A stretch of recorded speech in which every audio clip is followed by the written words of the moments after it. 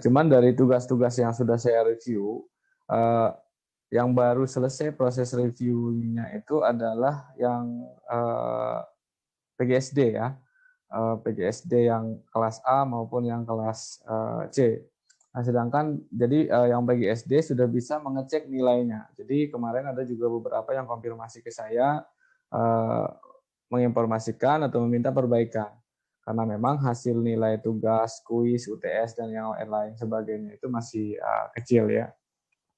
Nah, cuman untuk kelas SI masih belum saya masih belum saya rekap dan masih belum ditampilkan di Edlink rekap nilai atau nilai per sesi di setiap pertemuannya. Nah, intinya bagi yang merasa sudah melaksanakan tugas, kuis dan yang lain sebagainya dengan serius, nanti hasilnya juga tidak akan mengkhianati usaha ya. Cuman memang saya lihat ada beberapa tugas-tugas yang masih sangat ngasal. Ya, cuman saya tidak akan memarahi atau menyalahkan kalian. Tentunya memang kalian sudah semuanya sudah dewasa, jadi intinya apa yang kalian lakukan ya itulah yang hasil yang kalian dapatkan. Oke, sebelum saya masuk ke ini saya coba saya tunjukkan ya mekanisme yang ada di Edlink itu.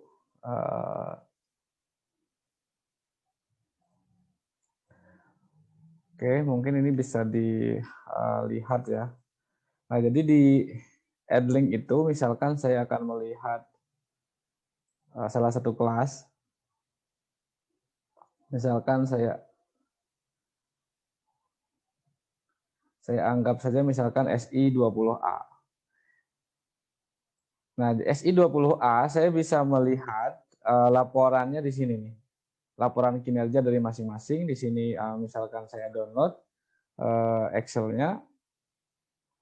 Nanti ketahuan mana yang memang rajin melihat materi, mana yang rajin menonton video, mana yang sudah menonton video, mana yang tidak. Jadi semuanya kelihatan.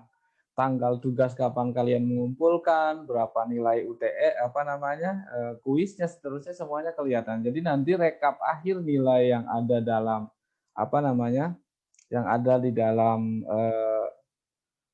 hasil UAS UTS itu nanti nilai akhir di dalam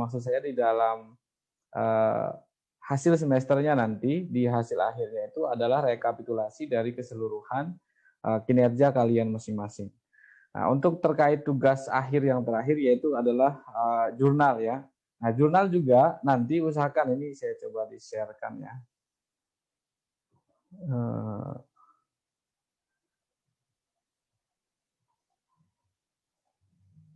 Sebelum saya hari pertemuan kali ini kita akan membahas tentang ini ya, review tugas akhir.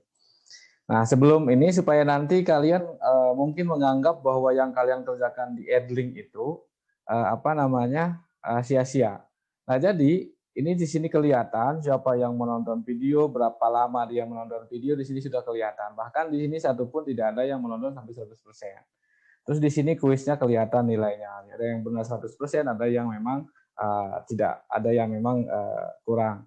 Di sini tugas kelihatan, kapan kalian mengumpulkan tugas, tanggalnya berapa, ini berapa, terus nilai tugasnya berapa. Ini yang memang kemarin sudah dinilai, ada yang memang belum dinilai ya. Nah, jadi kurang lebih seperti ini direkap dari mulai pertemuan pertama sampai dengan pertemuan terakhir. Nah, jadi jangan salahkan saya nanti apabila nilai-nilai kalian itu ya sesuai dengan kinerja masing-masing. Oke, saya lanjutkan ke pembahasan ini ya. Sebelum nanti mungkin ada sesi tanya jawab, sesi yang kurang-kurang nanti yang belum kalian pahami di dalam sesi materi nanti bisa ditanyakan ya.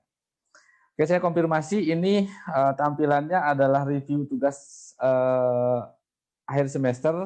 Benar apa tidak? Takutnya nanti saya salah share. Halo? Iya, Pak. Ini, ya, Pak. Ini tampilan tugas akhir semester kan ya? Iya, Pak. Oke.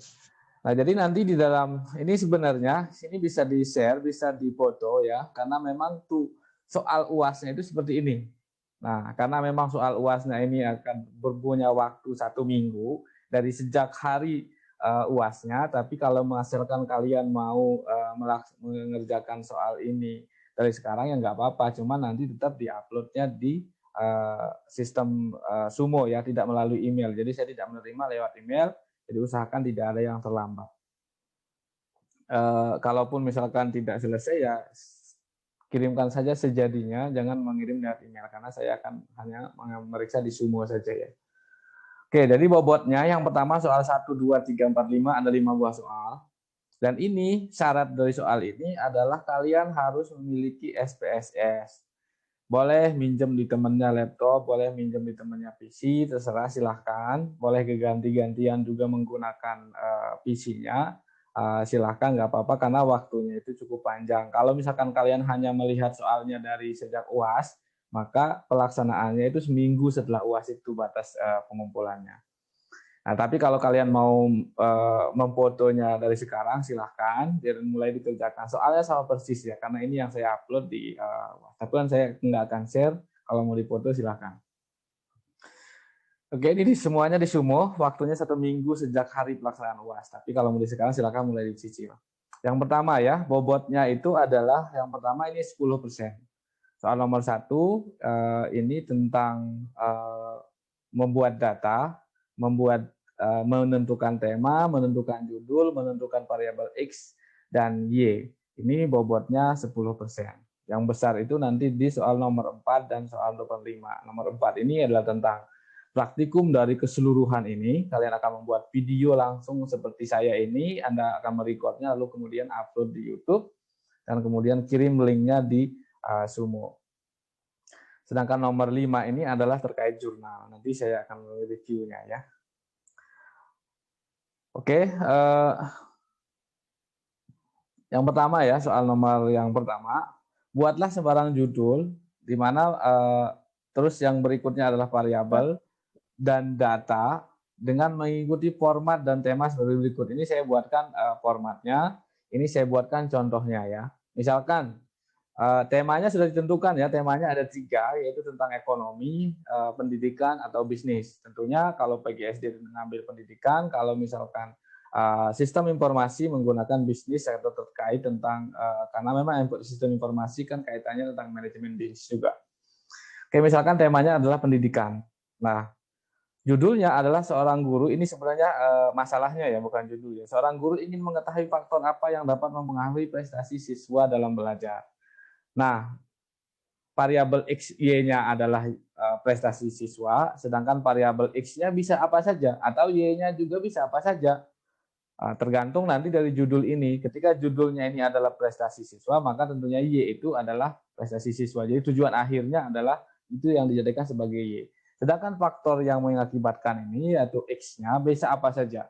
Bisa misalkan di sini rata-rata lama belajar per minggu, atau misalkan dukungan orang tua, atau misalkan tingkat pendidikan orang tua, atau misalkan jumlah penghasilan orang tua, apa saja ya. Apa saja yang mungkin saja bisa mempengaruhi prestasi belajar siswa. Atau misalkan jarak siswa ke sekolah atau yang lain sebagainya. Nah, jadi variabel X ini apa saja yang berkaitan tentang prestasi belajar siswa. Tentunya prestasi belajar siswa ini sudah ditentukan karena ini sudah masuk dalam judul. Oke, lalu kemudian langkah yang berikutnya yang harus ditentukan adalah mengarang data. Mengarang data itu contoh ini sudah ada format, jumlahnya harus 33. Nah, ini sebenarnya contoh misalkan terkait X1 yaitu rata-rata lama belajar siswa, misalkan per minggu ya, misalkan per minggu siswa itu kira-kira ya belajarnya 7 hari. Untuk ini nomor ini kira-kira adalah responden ya. Terus X2 adalah motivasi belajar siswa, ini angket ya. Angket itu skornya 1 sampai 4 atau 1 sampai 5 boleh. Jadi saya ambil 3. Terus ini juga sama, motivasi belajar juga ini. Maksud saya tingkat pendidikan orang tua itu saya buatkan kode 1 SD, 2 SMP, 3 SMA, dan seterusnya yang di SD. Lalu prestasi belajarnya atau nilainya adalah 87. Nah, ini kalian buat aja mengarang bebas, tapi dengan format seperti ini. Ya, dengan format seperti ini kurang lebih ya. Jangan sampai nanti skor angket itu 1 sampai 4 kalian buat 10 di sini salah. Jadi sesuai dengan format ini saja kalian mengarang bebas. Sebanyak 33 data. Nah, ini contoh. Jadi di soal nomor 1 kalian hanya menentukan tema, misalkan temanya pendidikan, judulnya apa, atau masalahnya apa, terus kemudian buat variabel X1, maksud saya Y, X1, X2, X3. Oke, ini nanti kalau misalkan ada pertanyaan, boleh nanti dicatat dulu, nanti ditanyakan di akhir. Atau misalkan ada tema bisnis ini. Judulnya suatu perusahaan ingin mengetahui apa saja dari jenis barang yang mempengaruhi secara signifikan terhadap peningkatan pendapatan perusahaan. Nah, Y-nya sudah pasti adalah peningkatan pendapatan perusahaan atau pendapatan perusahaan. Ya, Y-nya. Karena ini sudah disebutkan dalam sebuah judulnya. Nah, X-nya yang mempengaruhinya bisa apa saja, bisa biaya promosi, bisa jumlah karyawan, bisa di sini hasil penjualan jenis pakaian dan ini misalkan hasil penjualan jenis sembako, atau bisa apa saja yang bisa mempengaruhi pendapatan perusahaan. Yang penting bisa diukur nilainya di sini. Ya, jadi di sini itu misalnya contoh saja ya. Jadi bisa dirubah saja nanti ya. Ini contoh. Sama ini misalkan 13 ini artinya 13 juta rupiah. Ini tidak ada nilai salah dan benar, bisa bebas berapa saja karena ini tidak hingga ya. Di sini tidak ada batasan. Kecuali tadi di SD ini ada batasan, di sini angketnya 1 sampai 4, ini 1 sampai 4 juga yang 2. Jadi ada batasan. Tapi kalau ini karena ini nominal dan tidak ada batasan bisa menulis berapa saja. Tapi yang logis. Nah, jadi soal nomor 1 itu kalian hanya buat 1, 2, 3, 4 poin. Itu bobotnya 10%. Nah, cuma soal nomor 1 ini nanti mempengaruhi ke soal nomor 2. Oke, soal nomor 2.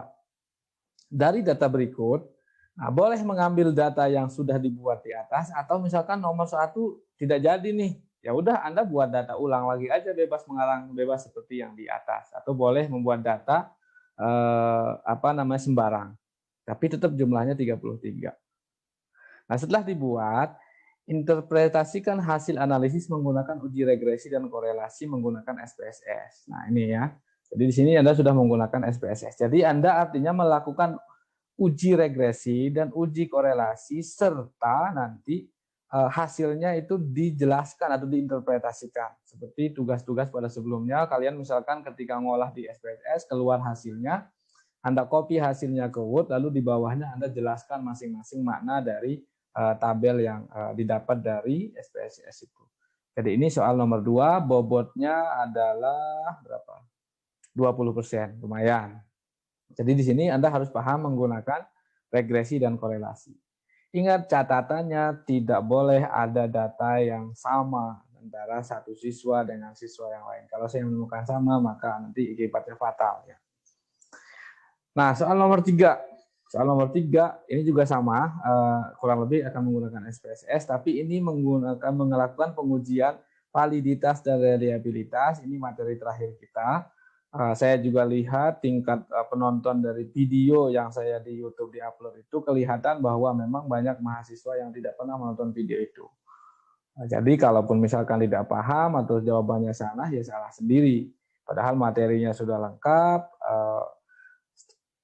Sengaja kadang-kadang dalam materi dan PowerPoint itu berbeda materi. Kenapa? Untuk pengayaan. Bahkan videonya juga kadang-kadang saya mengulang video-video yang lama, karena di dalam video itu secara utuh itu membahas tentang banyak aspeknya. Anda boleh mempercepat sesuai dengan kebutuhan saja ya. Jangan nonton dari awal sampai akhir. Tetapi misalkan ketika Anda membutuhkan regresi ya dipercepat saja, cari poin-poin pas pembahasan regresi. Seperti itu ya. Nah, yang dilakukan adalah rekapitulasi uji angket. Nah, ceritanya ini ya, jadi rekapitulasi angket itu disusun seperti angket itu seperti ketika Anda mengisi kuesioner, angket itu sama dengan kuesioner ya, ketika mengisi kuesioner saat menilai dosen di Siakat ya, itu adalah angket. Di sana nilainya biasanya adalah 1 sampai dengan berapa? 1 sampai dengan 5 ya. Nah, responden 1, item 1 dia, ini salah ya. Ini salah. Ini saya kebetulan sudah diupload di sistem. Kalau misalkan ini ikuti ini ya. Kuesioner itu biasanya rentangnya 1-4 atau 1-5 ya. Jadi misalkan di sini saya buat 3, di sini saya buat 2, di sini saya buat 4, di sini saya buat 2. Atau misalkan supaya enggak ini 5 lah ya.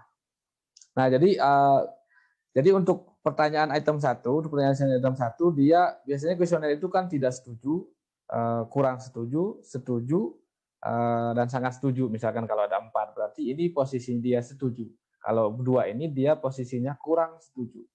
Kalau ini dia sangat setuju, kalau ini kalau misalkan 5 berarti 5 yang sangat setujunya ya. Tapi kalau saya biasanya membuat angket sampai dengan 4, tidak sampai 5 karena kenapa tidak membuat sampai 5? Biasanya orang cari aman yaitu mencari angka tengah-tengah, sedang-sedang. Nah, supaya tidak ada kalau sedang-sedang kan tidak ada kecondongan. Nah, jadi kenapa saya sering membuat angket itu 1-4 supaya orang tidak cari aman. Kalau memang setuju ya setuju, kalau memang tidak setuju ya tidak setuju. Harus ada pilihan ya. Tidak boleh berada di wilayah abu-abu. Itu keinginan kalau saya.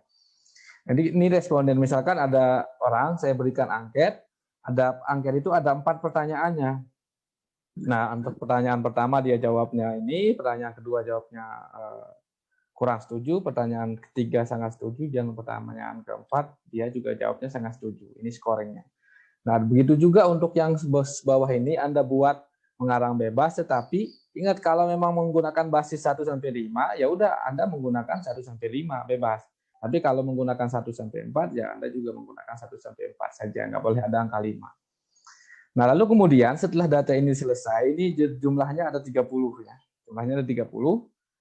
Jadi yang harus Anda lakukan adalah uji validitas dan reliabilitas instrumen menggunakan SPSS dan tentukan interpretasinya. Sama ya, interpretasi ini adalah penjelasannya, pemaknaannya dari hasil SPSS yang sudah didapatkan. Ini jawaban soal nomor 3. Soal nomor 3 bobotnya sama 20. Nah, soal nomor 4. Ini soal nomor 4. Sebenarnya soal nomor 4 ini kaitannya dengan soal nomor 2, 3, dan 4. Maksud saya 2 dan 3 ya. Jadi soal nomor 4 ini adalah Anda dari mulai menguji regresi, uji korelasi, ini soal nomor 2, serta uji validitas dan reliabilitas soal nomor 3, jelaskan tahapan uji menggunakan SPSS. Nah, jadi artinya nanti kalian akan praktikum sendiri di depan komputer seperti ini, boleh via Zoom. Anda sendiri ngerekam sendiri praktikum menggunakan SPSS dan Anda ngomong, jelaskan, misalkan yang pertama kita klik analyze, terus kedua dan seterusnya ya. Anda ngomong saja di situ sambil meng-share slide SPSS. Lalu kemudian interpretasinya, jadi setelah nanti dapat output dari SPSS itu kalian jelaskan kembali bagaimana mengartikan dari hasil. Jadi soal nomor 2 dan 3 ini kalian tadi sudah buat, tinggal kalian menjelaskannya saja. Tetapi menjelaskannya tidak langsung di Word seperti ini, tapi pertama menggunakan SPSS, tahapannya seperti apa. Terus yang kedua adalah kalian menjelaskannya di Word seperti ini. Tidak perlu ngetik ulang, boleh, tapi kalau ngetik ulang kelamaan, boleh Anda siapkan saja nanti kalau kalian bisa ngomong. Tetapi kalau di SPSS-nya kalian wajib mulai dari nol, mulai dari input data. Ya. Nah, terus berikutnya, untuk menghindari supaya tidak ada kecurangan, pembuatan video harus didahulukan dengan perkenalan diri dulu. Nah, biasanya nanti ada yang membuat video menggunakan HP, di kameranya hadap komputer, takutnya nanti mukanya nggak kelihatan, alasannya karena menggunakan HP, tidak menggunakan Zoom, harus memperkenalkan diri dulu, di mana mukanya harus terlihat supaya saya juga melihat mukanya dan mengenali suaranya.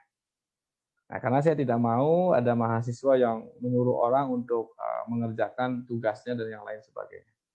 Ya, supaya saya mengenali suaranya dan melihat mukanya seperti apa. Ya, pembuatan video itu. Durasinya bebas, kalau bisa jangan di atas 20 menit, makanya usahakan diolah dulu, kalian sudah lancar dulu, terus interpretasinya juga sudah dibuat, baru kemudian kalian merekam videonya. Oke, setelah itu ini soal bobotnya 25%. Ini tinggi ya. Terus yang berikutnya, sempurnakan yang terakhir nih, yang nomor 5. Sempurnakan tugas kelompok yaitu yang jurnal. Mulai dari abstrak sampai dengan penutup. Jadi mulai dari awal sampai dengan akhir. Kemarin kan saya minta sampai analisis data saja, sampai bab 3, tetapi ini saya minta sampai pembahasan dan sampai penutup. Lalu kemudian filenya boleh dalam bentuk Word atau boleh dalam bentuk PDF, dikirimkan dalam lampiran yang sama ketika mengumpulkan tugas. Nah, perhatikan tingkat plagiarisme. Jadi yang saya lihat itu nanti tingkat plagiarismenya. Jadi kemarin ketika kenapa saya tahu banyak jurnal-jurnal kalian yang copy paste itu, yang pertama saya copy judulnya. Judul kalian itu saya copy di Google. Ketahuan nanti jurnal kalian itu apakah hanya ganti nama atau hanya ganti alamat saja. Jadi ketahuan. Nah, alhamdulillah itu kemarin ketika saya periksa 2 kelas, jurnalnya sejauh ini memang sudah tidak sama persis, tetapi memang kontennya masih banyak sama persis. Lalu kemudian kita menggunakan Turnitin namanya untuk mengecek plagiarismenya. Semakin tinggi plagiarisme, semakin kurang nilai kalian. Ya. Nah, terus yang perlu diperhatikan urutan penulis jurnal. Jadi urutan penulis jurnal secara aturan, penulis pertama itu adalah penulis yang paling banyak peran dalam menulis jurnal itu. Ya, jadi penulis pertama itu memiliki peran paling tinggi, lalu kemudian penulis kedua, lalu kemudian penulis 3. Tapi kalau dalam aturan jurnal internasional atau nasional biasanya penulis pertama itu nilainya 60%, penulis kedua, ketiga dan seterusnya itu 40% itu dibagi rata. Nah, tetapi dalam penilaian kali ini saya akan menilai penulis pertama itu sebagai nilai paling tinggi, terus kemudian penulis kedua, penulis 3 dan seterusnya. Jadi kalian ya silahkan siapa yang paling berperan besar dalam jurnal itu ya dia taruh sebagai penulis pertama di situ. Ya silakan, ya yang tidak berperan bila perlu nggak usah dimasukin sama sekali. Jadi nggak usah hanya numpang nama saja gitu. Jadi misalkan ada anggota yang tidak aktif dalam menulis jurnal atau misalkan tidak pernah nanya-nanya, tidak ngerti segala macam, ya nggak perlu ditulis karena itu merusak etika akademis. Jadi ketika kalian masuk ke sana numpang nama saja. Nah, terus berikutnya nanti jurnal yang kalian kirimkan ini kalau misalkan bagus, saya akan revisi. Kalau misalkan plagiarismenya kurang, saya akan revisi lalu kemudian akan dipublish, minimal nanti dipublish di jurnal yang dikelola oleh Universitas Nusa Putra, baik itu di masing-masing prodi kalian, SI ataupun di PGSD. Atau kalau misalkan bagus, diterima di jurnal publisher luar yang terakreditasi nasional ataupun bisa saja mungkin di internasional, itu nanti bisa diolah kembali kemudian akan dipublish di jurnal. Oke, itu untuk untuk review dari soal ya, kecuali ini ya tadi ya, mana tadi? Yang ini contoh yang tadi itu salah ya.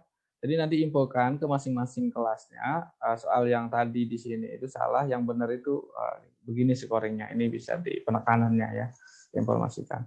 Dan video ini juga nanti akan saya upload di Adlink-nya. Oke, itu untuk review dari tugasnya. Kalau misalkan ada pertanyaan, silakan langsung ditanyakan. Boleh pertanyaannya bebas ya, boleh terkait tentang UAS, boleh terkait tentang materi, boleh terkait tentang apa saja. Bapak, Viga ini Oke. izin bertanya, Pak. Oke, silakan. Kan tadi kata Bapak buat jurnal itu ada nilai tertinggi apa ya, sama yang buat penulis pertama itu paling tinggi kan, dan untuk yang kedua, ketiga, keempat itu disamaratakan.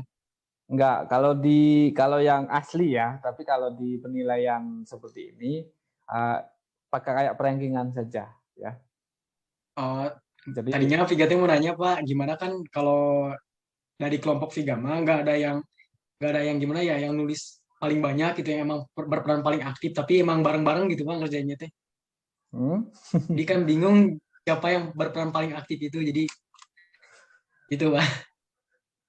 Ya, nggak apa-apa, sok aja. Intinya sih saya ngecek urutan 1, 2, 3 lah. Jadi pilih atau 1, 2 pertama yang paling bagus. Atau kalau misalkan saya juga untuk mengkonfirmasi itu, biasanya saya harus jawab ya. Kalau di sini tadi saya jelaskan sistemnya perankingan ya, bukan kayak bagi rata 60% terus 40% bagi rata penulis kedua dan seterusnya. Tapi kalau dalam penilaian seperti ini, karena ini proses pembelajaran ya, itu sebenarnya perankingan penulis pertama itu bobotnya paling besar. Tapi bobotnya ya maksudnya ya tidak jauh gitu. Misalkan yang satu, kalau misalkan si paper ini nilainya 100, maka penulis pertama itu 100, penulis kedua itu 98, misalkan penulis ketiga itu 95, 94 itu 93 misalkan. Jadi tidak jauh gitu ya. Masih di sekitaran kisaran itu saja. Jadi apa usaha yang harus dilakukan itu adalah bagaimana membuat si jurnal ini bagus. Kalaupun misalkan penulis ketiga pun berkurangnya sekitar beberapa poin saja ya, tidak jauh amat gitu ya. Kalaupun misalkan Oke, Pak. Baik, terima kasih, Pak. ya, kalaupun misalkan semuanya aktif Pak gitu. Ya udah minimal ya kalau semuanya aktif ya pastilah ada yang kurang aktif, ada yang mungkin gimana layak di ini. Atau misalkan kalau semuanya aktif ya sweet saja lah gitu ya. Nanti juga saya konfirmasi. Oke, Pak, siap. Saya konfirmasi terkait itu tuh dari keseluruhan nilainya gitu. Hasil kinerja sebelum-sebelumnya apakah memang orang ini benar apa enggak gitu. Jadi UAS ini kan bobotnya itu berapa ya? Sekitar 30% kalau secara ketotalan. Tapi jadi keseluruhan itu yang justru 70% nilainya dari kehadiran, nilai tugas, kuis dan seterusnya. Oke, itu yang pertama. Silakan yang kedua boleh ditanyakan. Yang lainnya.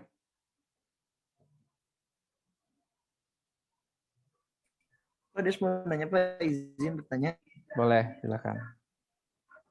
Kalau untuk tugas yang belum sempat mengumpulkan karena waktunya telah habis, itu nanti dibuka lagi ke Pak?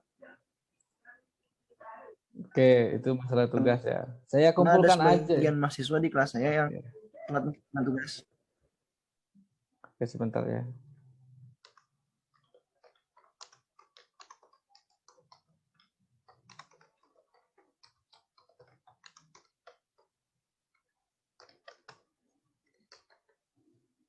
Oke, silakan pertanyaan berikutnya supaya nanti saya rekap saja jawabannya ya.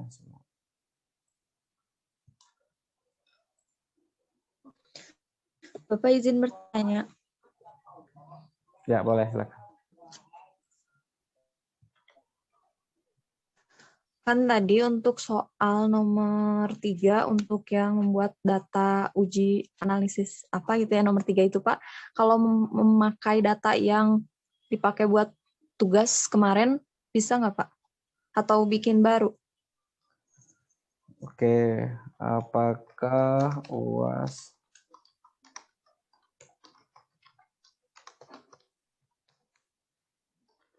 Oke, satu lagi ya. Kalaupun ada pertanyaan yang masih belum paham, boleh ditanyakan juga. Maksud saya, kalaupun ada materi yang masih belum paham sebelumnya, boleh ditanyakan juga ya.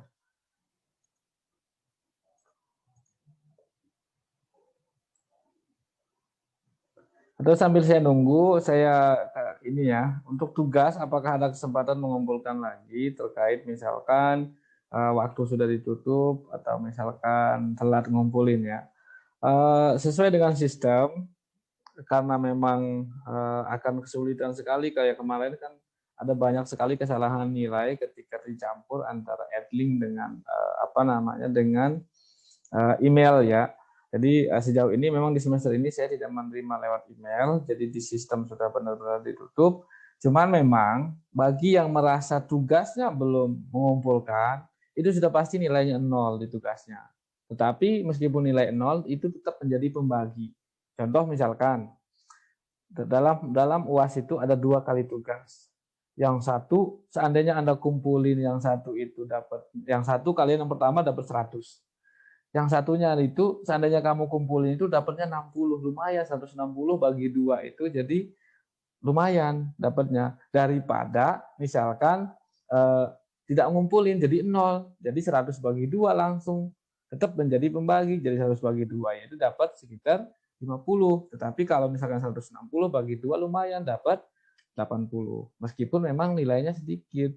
Nah, jadi usahakan on time, dikirim saja sejadinya. Kalaupun misalkan salah sedikit atau kurang sempurna ya nggak apa-apa, minimal nanti dapat 50, dapat 20, minimal ada untuk ditambahi daripada nol sama sekali. Nah, cuman memang bagaimana kalau misalkan yang belum mengumpulkan tugas? Nah, usahakan yang belum mengumpulkan tugas dari sekarang siapkan saja tugasnya. Kenapa? Karena kalaupun nanti nilainya kurang, saya masih memberikan waktu remedial buat buat kalian di masa seminggu setelah UAS. Seminggu setelah nilai keluar maksud saya. Jadi kalian segera mengumpulkan semua tugas-tugasnya. Jadi kalian datang ke saya bawa tugas yang tidak diupload. Karena pasti ketika misalkan kalian minta perbaikan, pasti saya minta kalian mengerjakan seluruh UAS, seluruh tugas, dan mengerjakan seluruh kuis yang tidak terkerjakan. Itu syarat mengikuti perbaikan dari saya. Ya, jadi artinya kalau misalkan ada kalian merasa ada kuis yang tidak terkerjakan atau tugas yang tidak dikerjakan, dari sekarang sok dikerjakan. Kenapa? Karena kalau nilainya kurang nanti kalian pasti akan datang ke saya untuk minta perbaikan, dan syaratnya itu wajib menyelesaikan seluruh tugas yang belum dikerjakan. Kalau sudah menyelesaikan seluruh tugas yang dikerjakan, baru saya kasih remedial.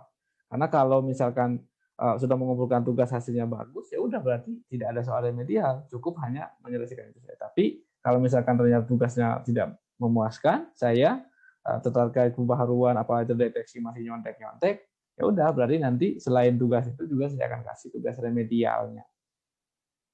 Tetapi tiketnya itu adalah wajib menyelesaikan seluruh tugasnya. Terus yang kedua, apakah UAS boleh pakai tugas yang kemarin? Boleh ya, boleh menggunakan tugas yang kemarin asal sesuai dengan syarat yang ditentukan di keterangan soal.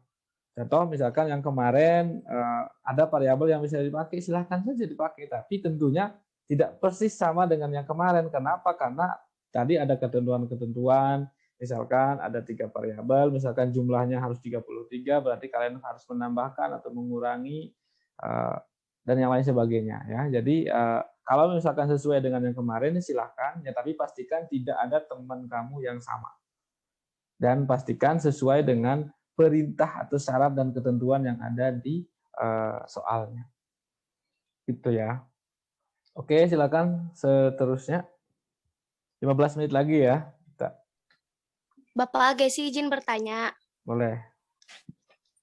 Bapak kan itu yang di nomor 1 itu temanya itu ekonomi, bisnis, sama pendidikan. Ya. Itu semuanya harus ada judulnya atau kita pilih salah satu? Salah satu. Untuk yang nomor 1. Iya, salah satu ya, jangan semua. Oh, salah satu. Ya, jadi kenapa saya pilih tema itu? Ya. Karena pendidikan itu, karena yang saya ajar itu cuma ada 2 kan, yang ada tentang PGSD dan sistem informasi. PGSD sudah pasti tentang pendidikan, sistem informasi sudah pasti tentang manajemen bisnis juga nanti arahnya kan. Makanya saya pilih tema itu. Silakan dipilih salah satu. Bagaimana kalau misalkan sistem informasi mau meneliti tentang pendidikan, ya silakan saja, sistem informasi bisa masuk kemana saja. Tidak hanya tentang sistem informasi manajemen, bisa sistem informasi pendidikan, dan seterusnya. Bebas ya, pilih salah satu. Oke, itu ya. Silakan berikutnya. Lagi Pak. Boleh. Lagi. Izin bertanya lagi. Boleh. Kan kemarin Gesite yang tugas yang kemarin yang uji apa ya, validitas sama yang uji validitas itu kan ada interpretasinya yang valid atau enggak validnya interpretasinya itu. Nah, kemarin Gesi itu yang pertama nyoba itu si interpretasinya itu enggak valid semua, jadi tidak valid gitu. Itu gimana Pak caranya biar misalkan ada yang valid pas sekali atau 2 kali percobaan? Soalnya kemarin itu Gesi sampai beberapa kali dulu baru dapat yang valid sama yang enggak valid gitu. Oke, saya langsung jawab ya. Jadi kalian itu tidak, jadi tugas itu kesalahan kebanyakan ya. Jadi tugas kalian itu adalah hanya untuk mengetahui validitas dan reliabilitasnya saja. Kalaupun tidak ya nggak apa-apa ya. Contoh misalkan saya disuruh untuk kamu ukur validitas dan reliabilitas instrumen ini, ya saya tinggal mengukur saja kalaupun ya kasih kesimpulan misalkan soal nomor 1 valid, nomor 2 tidak valid, nomor 3 tidak valid, nomor 4 tidak valid, nomor 5 tidak valid. Ya udah, saya hanya disuruh untuk mencari itu. Saya tidak disuruh untuk bagaimana caranya supaya valid semua, enggak gitu. Nah, terus reliability juga sama kalaupun Oh, tidak jadi kalau tidak misalkan ya jadi kalau misalkan Pak hasilnya itu enggak valid, berarti itu enggak apa-apa asal kita misalkan udah dapat datanya gitu. ya nggak apa-apa. Udah dapat hasilnya. Ya nggak apa-apa ya. Nah, jadi gini nih, ada dua masalah ya. Yang pertama terkait tugas yang kemarin dan UAS ini, kalian saya hanya minta untuk mengukur validitas dan reliabilitasnya saja. Kalaupun tidak valid ataupun tidak reliable, nggak apa-apa. Kalian selesai sampai di situ. Nah, cuma nanti bedanya kalau dalam penelitian atau survei yang sebenarnya wajib kalian ketika misalkan menguji coba instrumen terus hasilnya tidak valid, wajib instrumen itu diganti ataupun diperbaiki. Terus setelah diperbaiki atau diganti, uji coba lagi sampai kemudian instrumen, seluruh aspek dalam instrumen itu terwakili oleh yang valid. Kalaupun ada yang tidak valid nggak apa-apa, tetapi aspek-aspek itu terwakili oleh yang valid, terus secara keseluruhan juga reliable. Maka baru boleh melanjutkan ke dalam digunakan si instrumen itu dalam survei atau dalam penelitian yang sebenarnya. Tetapi yang kalian sekarang itu hanya untuk mengukur valid atau tidak. Intinya harus tahu kalau tidak valid, maka ketika mau melakukan penelitian wajib si soal itu, si pertanyaan itu harus diganti atau direvisi dulu, lalu kemudian diuji coba lagi ke responden, direkap lagi hasilnya, lalu kemudian diuji coba lagi. Sampai kemudian valid dan reliable. Makanya penelitian itu panjang prosesnya. Kalau menggunakan instrumen, kita uji coba pertama misalkan ada yang nggak valid, revisi, uji coba lagi, uji lagi, nggak valid, ya terus saja seperti itu sampai kemudian valid dan kemudian